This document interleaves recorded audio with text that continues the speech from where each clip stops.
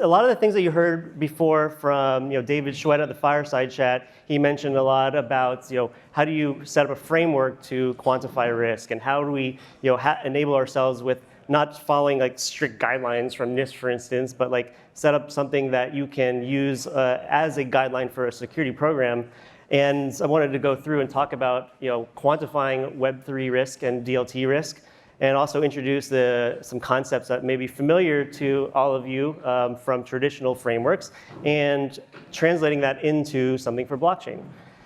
So who out here has heard of the OSI layers, the 7 layers? Some tech people there. This is a very traditional, it's been around for 30, 40 years, setting up like the 7 layers of like a framework for how you think about communication, normal internet. And I'll quickly go through, this isn't like a history lesson for it all, but it's made up of the physical layer, which is the wires. You have different attacks on the physical layer, like sniffing. You can sniff and get encrypted data on the packets. We're all familiar with that. Data link, which is transmission of data frames between 2 hosts. And there's attacks like spoofing. You have a network layer, which is really all the communication and routing between things, and has attacks like man in the middle. You guys have heard of these attacks before? They're very standard ones that we always see, and there's tons of tools out there, lots of like ways to mitigate that risk. Transport layer, IP, TC, UDP. These are different flow control for end-to-end delivery. You can DDoS or just disrupt that communication, impact availability. Session layers, which is more about the data exchange. You can hijack that and kind of take over an active session. These are all attacks that you see in the Web 2. And presentation layer is tricking a user, so you're presenting them something, maybe a fake website. And that's really the phishing attack is really hijacking that. We see this in Web 3 as well, and I'll go through an example of that. And then finally, the application layer. The application layer is the user interaction layer. This is the website that you see and you interact with it, or email. You have exploits there, vulnerabilities in the software and the code and business logic. So all of the the CVEs that come out, or zero-day exploits, these are all usually affecting some type of code issue. And this all works really well. We have a very consistent framework to understand how to protect it and where the attacks are. But when we look at DLT, this doesn't work too much. The fundamental layers that we use as a guideline, they don't fit. Digital ledger technology and blockchain, fundamentally at you've maybe heard of layer 1, it's different. You can't align a framework to any of this, which is why a lot of the tools really don't work. So how can you manage the risk and the threats without a correct model? So this is a model, and it's new. You're not going to see anything like published on the internet. It's kind of a conceptual framework that Halborn put together, the BSI layer. So the blockchain system interconnection model, and you see this, the 2 interactions here, where we have a couple different layers that are kind of tied together, and then peer-to-peer really translating before the transport of the network from traditional. So let's extrapolate that out and understand what exactly is this model, and then how can we measure risk against that. So the first thing is on the bottom, the physical and the data link. This is actually the same. So we can go ahead this. But I mean, a wire is a wire, Wi-Fi is Wi-Fi. We still communicate over those physical layers and the mediums there. We're not inventing some new like dark matter that connects all these systems together. No, it's different. So where things change though is at peer-to-peer. So now, instead of this network with like central hubs like DNS routers or in a domain controllers and like Active Directory, the messaging and the data that's being broadcast is different for blockchain DLT. It's using something that's distributed.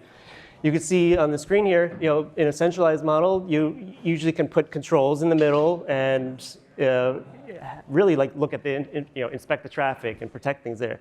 Decentralized is similar too. You'll have maybe those Active Directory domain controllers again that are act as redundancy and failover, and then they're connected to maybe computers.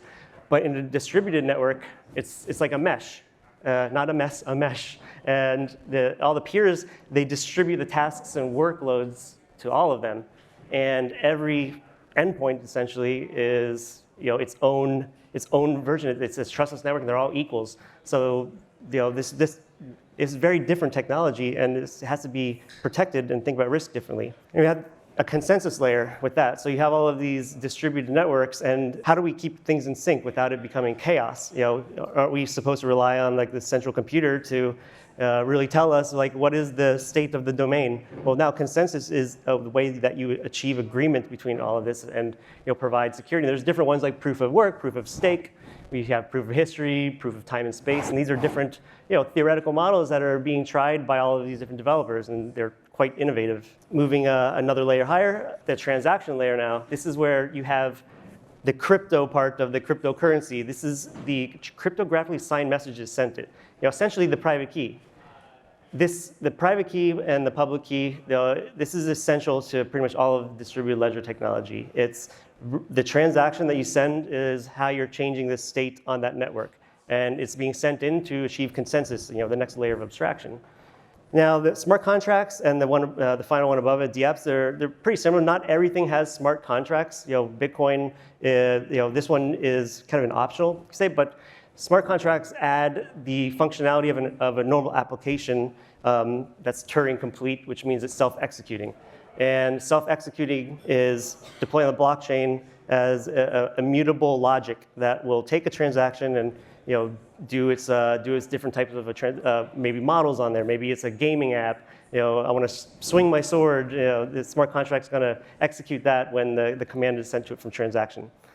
And then finally, the user interface level, back to where we had from the application layer on the other one. And this is the way that a decentralized application can interact with a smart contract, or with ones that don't have smart contracts can send funds like a peer-to-peer like Bitcoin. And these allow us to interact with them in a visual way with the private key. So we have this whole new BSI layers, and it works differently than what we're used to. How do we apply controls and risk to that? Because all of those attacks that we've seen before, they don't match. You have DDoS. You can DDoS now the peer-to-peer area. You can do a phishing exploit at the DApp level. At Halborn, we see sometimes a new release for maybe a token coming out. We do Yuga Labs, the Bored Ape Yacht Club had ApeCoin come out, and the same day that came out, somebody cloned the entire website, put their own ApeCoin website together, went on Twitter with a bunch of followers, and started tricking people like phishing. You're exploiting the application layer, and essentially hijacking their session, which is why it's they're intermingled. And now you have exploits that can really hit the smart contract. So they're not stacking up the same exact way, and you have these different attacks that man in the middle doesn't really even matter anymore, because the distributed network will prevent a malicious user trying to trick the network through consensus. So unencrypted traffic, and it's already encrypted. The client becomes the server becomes the client, and things are reversed. So because of that, we need a new way to quantify this risk. And here's some examples. There's a lot of ways you could think about it, taking those layers and stacking them up into really buckets of how you can think about the mitigation, so that we focus on the right risks. And how does this, why is this important for all of you guys as users or people that are trying to implement DLT at your businesses? Is because you don't want to waste money on it. You have a certain security budget, and okay, I need to spend this on protecting this thing that we're building with blockchain. And if you go and you spend it on the wrong type of tool, well, you just wasted your money. You have to, let's say you want to do a snort packet capture, IDS signature, and it's a few $1,000,000. That's not going to really do anything at all for you in blockchain, but other things will. And if you look at it, and with consensus risk, the first way, the way that you communicate between this distributed technology, they're less likely to have availability outages. So availability is one of the actual benefits that you get from distributed technology. And there's a lot less reasons why an attacker would want to compromise things for data in transit. Encrypting in transit, the man in the middle, the sniffing, all the things we saw before. That's not really as valuable as an attack vector, so we don't need to really spend our capital and resources on that. But 51% attacks or 34% attacks for proof of stake is there's systems with low participation or newer ones. If it's a public network, private permission networks don't worry about this too much, but can be really expensive and cost prohibitive for an attacker to even try to take over the network that way. So risk shouldn't be really focused there. Smart contract risk. If we have a web app scanner, a DAS scanner that's going to check the OWASP top 10 vulnerabilities on your smart contract, you're not going to get any risk reduction or findings from that. And they don't really exist in that. There is no SQL database backend, so SQL injection doesn't occur. So we need tools that we can do to identify this risk. And we need to actually, for a lot of you guys that work in the financial institution here, there's a whole new class of attack vectors for financial logic hacking. Think of it as doing the environment at the time. If you have a certain amount of liquidity and you can take what's called a flash loan. Anybody heard of flash loans before on blockchain? Yeah. Okay. Interesting concept. It's almost like synonymous with a type of attack now. But you can take a loan out with zero collateral, borrow that, use it for something, and then in the same block, return the assets. So it's like that's why they call it a flash loan. Well, what if you could borrow those assets, borrow a certain amount of liquidity, and then use all that to do a short on some other token, then inflate the price up, and then cash out, and then just really put the pump and dump from collateral that wasn't even yours. You just borrowed it for a bit. This is an attack vector now. It's that's never existed before on traditional finance. It's happened with maybe hedge funds fighting each other or something like that, GameStop or whatever. But you can all do this, and it impacts the environment, the whole environment now, and it's financial logic hacking. Then you have code auditing too. This is really important. This is something that we do all the time, is looking at the pre-deployment. Because things get written to the blockchain and it's immutable for the most part, it's hard to undo that, to patch it. It takes a lot of work and a lot of risk to just put something out there and say, oh, we'll patch it later when it comes out. So pre-deployment and code auditing before it gets sent out is very, very important. And then finally, the user risk. Self-custody and the private key, everything that signs the transactions, the end user and the platforms are the primary target. Sometimes businesses are the end users for that. And that's because of the custody, the custodial part of it all, whether it's self-custodial or you rely on a third-party custody. That's one of the primary targets, if not the main target. If you have the key, then you have the control. So phishing, misdirection, all of those things, because of the open nature of all of this, is the primary target for what attackers are looking at. It's a lot easier too to trick humans than it is to trick computers or smart contracts. So you also have just loss, availability. If the CIA triad, if you're a CISSP, you have the confidentiality, integrity, availability. When you look at availability, the private key mathematically is nearly impossible to recover. There's no, let me call up Satoshi Nakamoto and recover my private key password from his help desk. It's not going to happen. So all the records are on there. You can look at it. Open source is great. But open source can also expose risks to the bad people. They're just waiting there in the dark, waiting for the money to put in there to take care of it. Now let's talk about how do we quantify this and what is available. If you're familiar with NYSE CVSS calculator, this is a great framework for quantifying risk. You have this calculator that can measure the criticality of a vulnerability based on its properties. So the exploitability, is this an attack vector that it can be done remotely, or do I have to be local on the network, or do I have to be physically in front of the computer to attack it?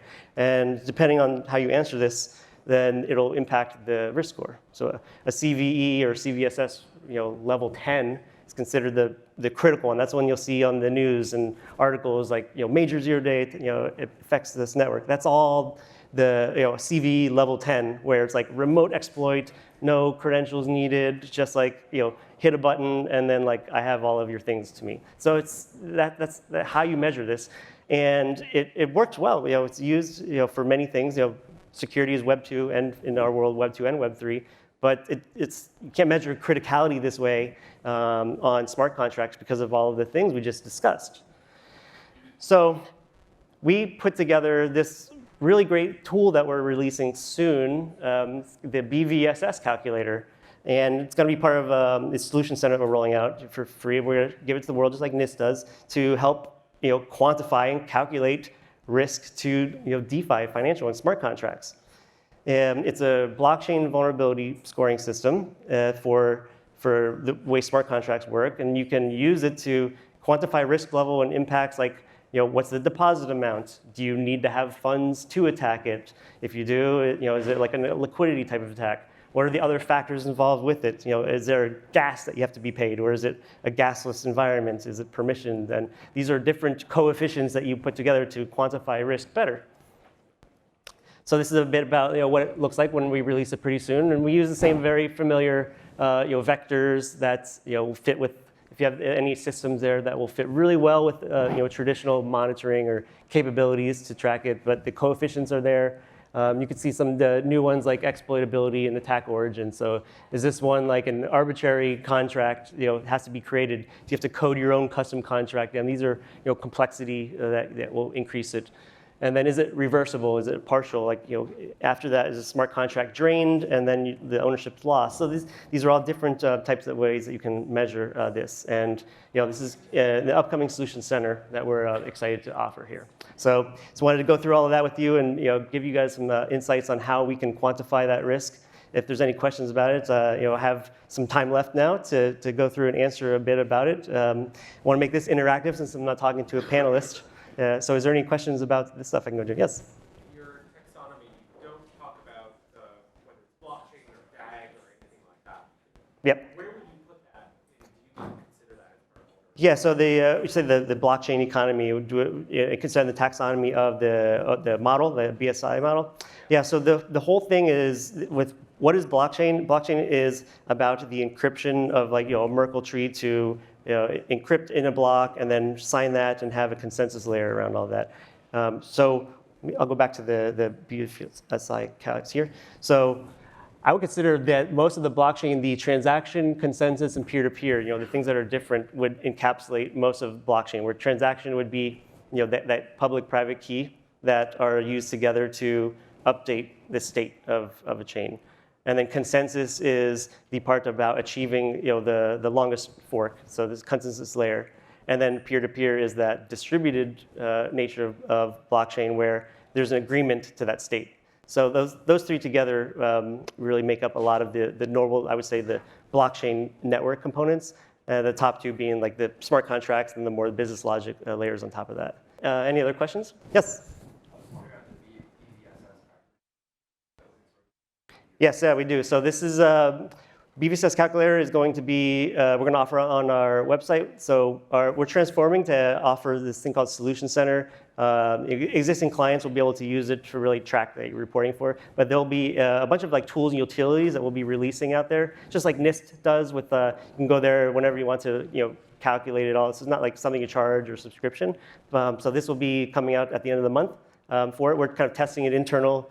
What Halborn does day in and day out is find vulnerabilities for our clients, and a lot of this stuff is like tools that we make for ourselves just to make our day-to-day jobs like easier. Our team is just, they're so smart. I feel they humble me, and we started doing this to measure and calculate our risks to something because we found that things were working. It was like, if we can use this, can't like the whole world use this too? That's doing this. So yeah, we're going to release it pretty soon and make it like a cool terminal interface like we do with all our branding. Got to do that first too.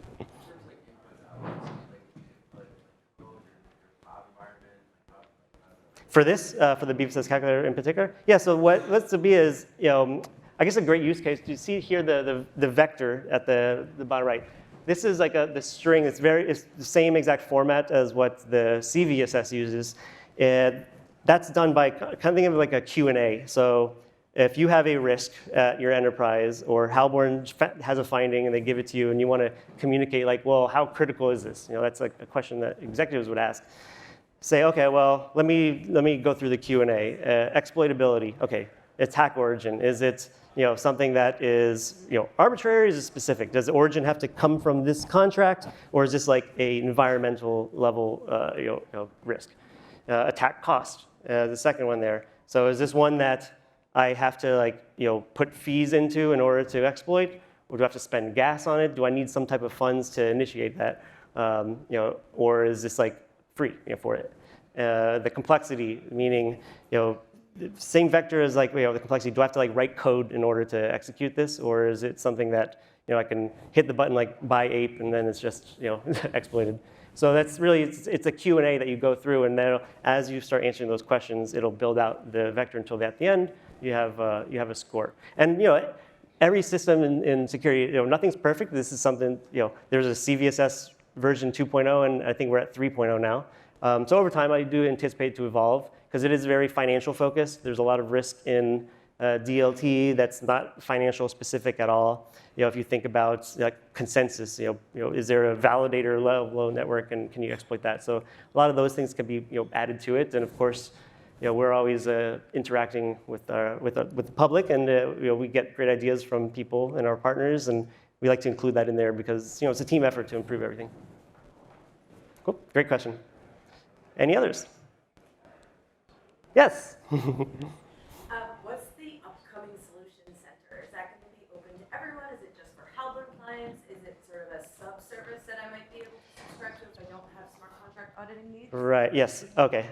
So she was asking, what is a solution center? And is this going to be something open source for everybody? Is this something they use for like audit needs or for a client? So solution center is something that we're developing. Again, it was how do we provide better services for our solutions to the people that we have signed up for our services, or people that are interested in engaging us. And we like to scale, we like to automate a lot of things, and Solution Center is going to be something that we offer to like existing clients to come in, and you can track like what's your current risk level based on the assets that we know, what's the status of the project. Where do I get my alerts from when there is a threat, or when there is an update to my report, or my GitHub repository changed? So this is where instead of like Telegram webhooks and messages and text messages or Slack channel updates, this is something like you come here and you get all the information that you need, and the assets that are being built,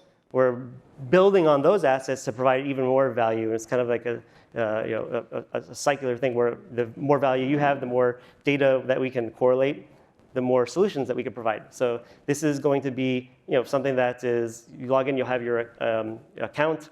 If you have like your reports and assets there, or any risks that you want to track, this is where you go to get that, and then the alerts. So we're also going to have information about threat data, some blogs, and some of the PhD papers within there in order to provide like a knowledge source. Because we do have a great blog that is updated several times a week, and coalescing all of that together into something that's like consumable for like, there's so many things to read here. I just need how do I digest all that? So that's really going to be a hub for that. And then we'll also have tools like the BVSS calculator and some other ones that we're in the works for it. Okay. Yeah, it's a great question. And thank you for laughing at some of my jokes there too. Any other questions? No? Okay. Well, thank you guys.